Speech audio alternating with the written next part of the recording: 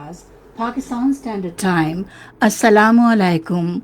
This is Radio Pakistan. The news read by Farzana Khan.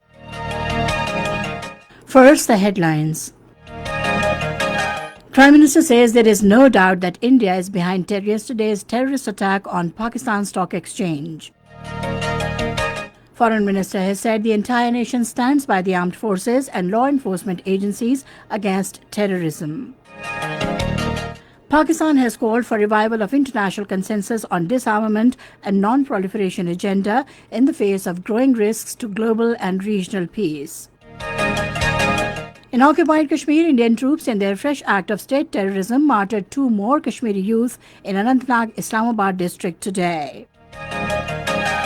China has expressed concern over India's decision to ban Chinese mobile apps. In Afghanistan, 17 Taliban were killed in air raids by government forces in Parwan province today. Prime Minister Imran Khan says there is no doubt that India is behind yesterday's terrorist attack on Pakistan's stock exchange. In the National Assembly, he said that our security forces averted a big tragedy as the terrorists were carrying heavy arms and ammunition to take the people hostage in the stock exchange and kill them to create an environment of fear and uncertainty. He acknowledged the sacrifices rendered by the police and the security guards to stop the terrorists in a very short time. The Prime Minister said our neighbouring country has a major plan to destabilize Pakistan. He said that our intelligence agencies were on high alert and it was because of their efforts that 4 of the terrorist attacks, including 2 in the surroundings of Islamabad, were preempted. The Prime Minister said that there is no threat to the PTI government as long as it sticks to its ideology. Rejecting the criticism of the opposition, he said the government has just completed 20 months in office. He said that the opposition is making hue and cry on the performance of the government as more details of their corruption are surfacing and they want to get away with it. Imran Khan said that Pakistan is currently passing through difficult times, but expressed the confidence that it will become an example for the whole developing countries after getting out of the challenge posed by COVID-19. Imran Khan said the only way to control the coronavirus is a smart lockdown, and the world is also accepting the reality.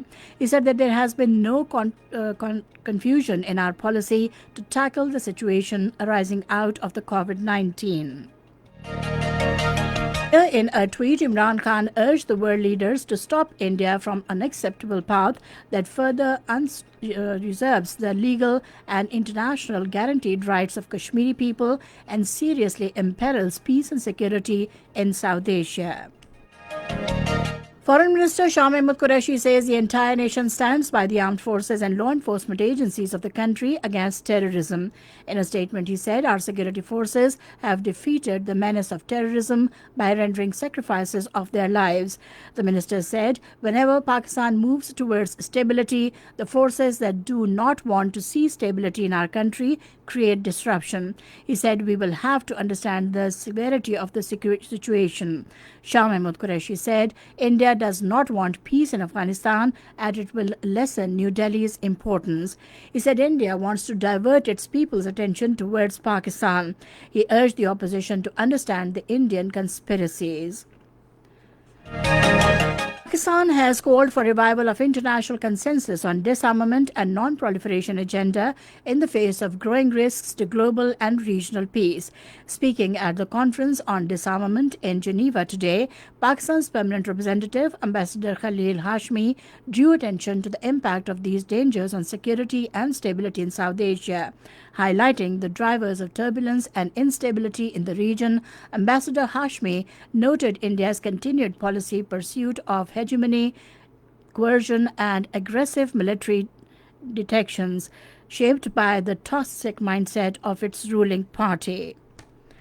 In occupied Kashmir, Indian troops in their fresh act of state terrorism martyred 2 more Kashmiri youth during a cordon and search operation in Anantnag, Islamabad district today, taking the number of youth martyred in the district since yesterday to 5. Indian authorities suspended mobile internet services and sealed all entry and exit points in the area. Meanwhile, Chairman Jammu and Kashmir People's Movement, Mir Shahid Salim, strongly condemned India's conspiracy of implementing its anti-people agenda in Kashmir. This is Radio Pakistan giving you the news. The National Assembly was informed today that the first consignment of domestically produced ventilators will be handed over to the National Disaster Management Authority till Friday. Taking the floor of the House, Minister for Science and Technology Fawad Chaudhry said the price of domestic ventilators as well as protective gears and testing kits is far less than the imported ones. Responding to the points of opposition members in the House, Minister for Power Umar Ayub said the government is pursuing the course of increasing share of renewables in power generation to produce cheap electricity. On petroleum prices, he said the government also reduced the prices of petroleum products when these went down in the international market. Information and Broadcasting Senator Shibli Farah says the steps proposed in the budget will accelerate economic activity and lead to open new vistas of employment. In a tweet today, he said presenting a tax-free budget in the context of global recession and the country's economic challenges is manifestation of Prime Minister Imran Khan's pro-people approach. The minister said passage of the budget by a majority of 41 votes is a clear evidence that the PTI and its allies are united under the leadership of Imran Khan. He said the opposition made a failed attempt to spread disappointment among the people by creating an environment of uncertainty and demonstrated the hollowness of their political thinking. Major General Nigar Johar has been promoted as Lieutenant General in the Pakistan Army. According to ISPR, she is the first female officer to be promoted as Lieutenant General. The officer has been appointed as first female Surgeon General of Pakistan Army. Lieutenant General Nigar Johar hails from a Panjpir area of District Swabi in Khyber Pakhtunkhwa. Over 2,800 new coronavirus cases have surfaced in the country during the last 24 hours, taking the total tally to more than 509,000. These include 75,501 cases in Punjab, 81,985 in Sindh, 26,115 in Khyber Pakhtunkhwa, 10,426 in Balochistan, 12,775 in Islamabad, 1,470 in Gilgit-Baltistan and 1,065 cases in Azad Kashmir. The death toll from the virus stands at 4,304 with 118 deaths reported over the last 24 hours. 20,930 corona tests were carried out during this period. More than 98,500 patients have so far recovered from the disease. China has expressed concern over India's decision to ban Chinese mobile apps such as the TikTok and Telenor's WeChat.